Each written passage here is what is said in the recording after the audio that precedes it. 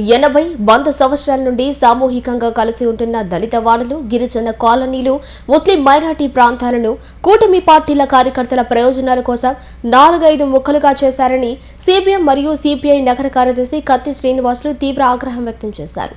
నగరపాలక సంస్థ deputy city planar Raghunandan కి వామపక్ష నాయకులు అభ్యంతరాల వినతి పత్రాన్ని అందజేశారు. వార్డుల సరిహద్దుల ప్రకటనలో ప్రజలకు అర్థమయ్యే భాష కాకుండా రెవెన్యూ సిబ్బందికే తెలియని సర్వే నెంబర్లను పెట్టి అయోమయం సృష్టించారని మండిపడ్డారు.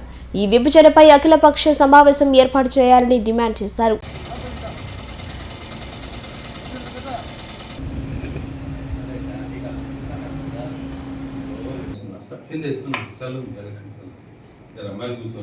సెకండ్ ఫ్లోర్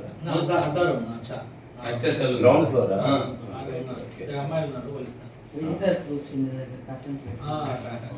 ఒకసారి వచ్చేది పట్టుకోనా సినిమా.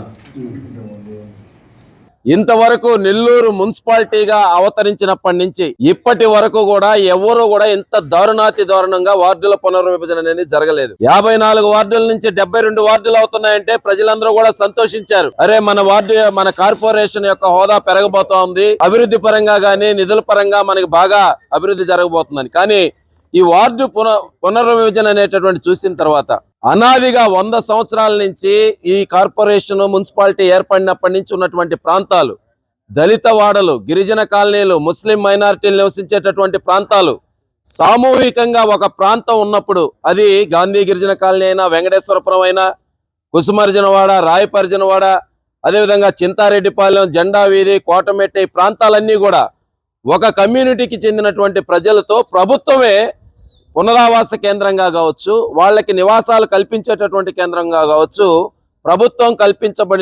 ప్రభుత్వం స్థిరపరిచినటువంటి ప్రాంతాలని 4 ముక్కలు 5 ముక్కలు చేయడం అనేటటువంటిది ఇది అత్యంత దారుణం.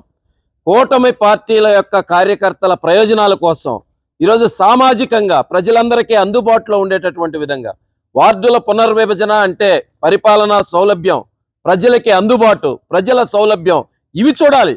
ఎస్సీ ఎస్టీలకి గిరిజన కాలనీ అంతా ఒకే వార్డులో ఉంటే అది గిరిజనులకు అనుకూలంగా అవుతుందని, దళిత వాడలన్నీ ఒకే వార్డులో ఉంటే అది దళిత వాళ్ళకి ఎస్సీలకు అనుకూలంగా ఉంటాయని చెప్పి ఒక ఏరియాని, ఒక రీహాబిటేషన్ని, ఒక దళిత వాడని, ఒక గిరిజన కాలనీని, ఒక ముస్లిం మైనారిటీలు నివసించేటటువంటి ప్రాంతాలని 3-4 ముక్కలుగా చేశారు. ఇది దారుణం. ఉదాహరణకి ఈ పాతగా ఉన్నటువంటి 53వ డివిజన్ గాంధీ గిరిజన కాలనీ, ఇంతవరకు అది మున్సిపాలిటీ ఈ 70-80 సంవత్సరాల్లో గాంధీ గిరిజన కాలనీ ఎప్పుడూ కూడా ఒకే వార్డులో ఉన్నది. దానికి పెన్నా నదికి యువతల రంగనాయకులపేట, ఇదంతా ముస్లిం మైనారిటీలు నివసించేటటువంటి ప్రాంతం. మధ్యలో పెన్నా నది 1.5 కిలోమీటర్ అడ్డు ఉంది. గాంధీ గిరిజన కాలనీలో సగభాగాన్ని రంగనాయకులపేటలో కలపడం, సగభాగాన్ని వెంకటేశ్వరపురంలో కలపడం, వెంకటేశ్వరపురాన్ని 3 ముక్కలు చేసేట్టు జనార్దన్ రెడ్డి కాలనీలో కలపడం, వైకుంఠపురం గిరిజన కాలనీ 2 ముక్కలు చేసి ఇంకో ప్రాంతంలో కలపడం, రాయపరిజనవాడ దాన్ని 3 ముక్కలు చేయడం, చింతారెడ్డిపాలెం దాన్ని 2 ముక్కలు చేయడం. ఏంటి ఈ యొక్క గందరగోళ అయోమయ పరిస్థితి? అధికారులు చేశారా?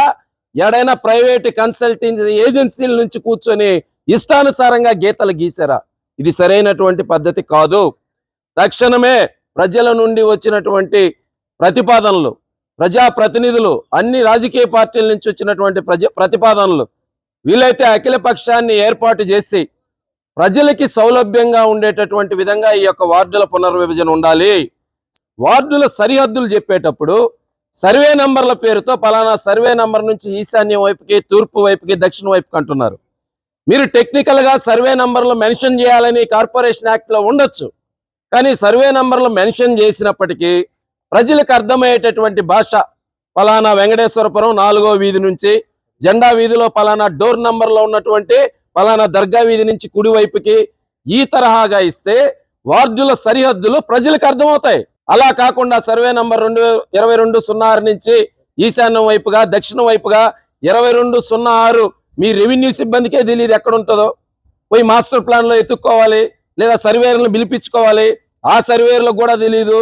ఇది మంత్రి గారి నియోజకవర్గంలో ఈ రాష్ట్ర పట్టణాభివృద్ధి పురపాలక శాఖ మంత్రులు ప్రాతినిధ్యం వహిస్తున్నటువంటి ఈ యొక్క కార్పొరేషన్లో ఇలా జరగడం కూడా ఈ రాష్ట్ర ప్రభుత్వ ప్రతిష్టకి మంచిది కాదు. మీరు నిజంగా ప్రజల మద్దతు విజయం సాధించాలంటే మీరు అభివృద్ధి అంటున్నారు కదా, మీ అభివృద్ధి చెప్పి విజయం సాధించండి. ఈ చీలికలు పీలికలు చేసి మొక్కలు చేసి ప్రతిపక్షాలు ఎక్కడ ప్రజల ఆదరణ పొందుతాయో, ప్రతిపక్షాలు ఎక్కడ గెలిచేస్తాయో అనే ఆవేదన ఈ వార్డుల పునర్విభజనలో కనపడతా ఉన్నది. ఖచ్చితంగా పారదర్శకంగా వార్డుల పునర్విభజన ఉండాలి అని సిపిఎం పార్టీగా మేము డిమాండ్ చేస్తున్నాం. ప్రభుత్వం యొక్క ఈ పునర్విభజన ఎలా ఉందంటే గందరగోళంగా గజిబిజిగా వాళ్ళకేదో భయం పట్టుకున్నట్టుంది. ఎక్కడ ప్రజల నుంచి మన తిరస్కారం మొదలవుతుందో, ఈ మధ్య భారీగా పన్నులు పెంచేశారు, ప్రజల మీద భారాలు మోపుతున్నారు, కొరడా జులిపిస్తా ఉన్నారు, విద్యుతంగా కేసులు పెట్టి మరి గొంతు మీద కత్తి పెట్టి కొలాయి పన్నులు ఆస్తి పన్నులు ఇవన్నీ చేస్తా ఉన్నారు.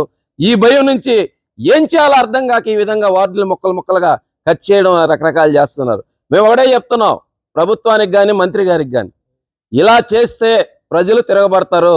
మీ పార్టీలోనే, అధికార పార్టీలోనే ఈరోజు అఖిలపక్షంగా అనేక ప్రాంతాల్లో కూర్చొని ఇది అన్యాయం, ఈ విధంగా చేస్తున్నారు అనేటటువంటి విధంగా ఈరోజు జరుగుతూ ఉన్నది. సామాజికంగా నెల్లూరు నగర ప్రజల్లో ఉన్నటువంటి పేద మధ్యతరగతి బలహీన వర్గాలు, సామాజికంగా ఉండేటటువంటి వర్గాలన్నీ కూడా దీన్ని వ్యతిరేకిస్తున్నాయి. పునరాలోచించాలి. వార్డులో పునర్విభజన ప్రక్రియ పారదర్శకంగా నిర్వహించే విధంగా చర్యలు తీసుకోవాలి.